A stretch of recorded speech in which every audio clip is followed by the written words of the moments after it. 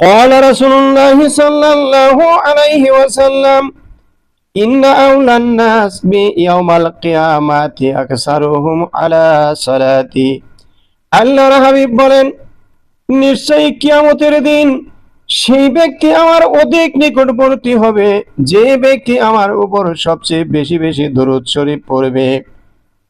অতএব আমাদের আল্লাহর হাবিবের সান্নিধ্য পাওয়ার জন্য আমাদেরকে বেশি বেশি দরুদ শরীফ পড়া দরকার।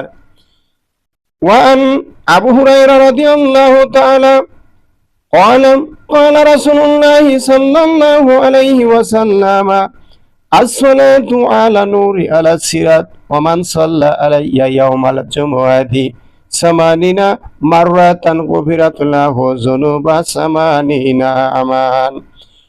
হযরত আবু হুরায়রা রাদিয়াল্লাহু তাআলা আনহু বর্ণনা করেন, আল্লাহর হাবিব বলেন, আমার উপর দরুদ শরীফ পড়া অন্ধকার পুল সিরাতের উপর নূর স্বরূপ।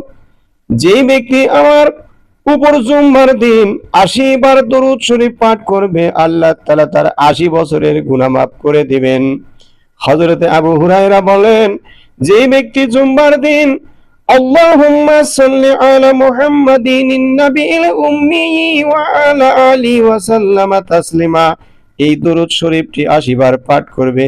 নিয়ম হলো, জুম্মার দিন আসরের নামাজ পড়ার পরে সেই নামাজের জায়গা থেকে না উঠে কেউ যদি 80 বার এই দরুদ শরীফ পাঠ করে, মহান আল্লাহ তাআলা তার 80 বছরের গুনাহ মাফ করে দিবেন। আল্লাহুম্মা সাল্লি আলা মুহাম্মাদিন নাবিয়িল উম্মি ওয়া আলা আলিহি ওয়া সাল্লিম। আল্লাহুম্মা সাল্লি আলা মুহাম্মাদিন নাবিয়িল উম্মি ওয়া আলা আলিহি ওয়া সাল্লিমা তাসলিমা। আল্লাহুম্মা সাল্লি আলা মুহাম্মাদিন নাবিয়িল উম্মি ওয়া আলা আলিহি ওয়া সাল্লামা তাসলিমা।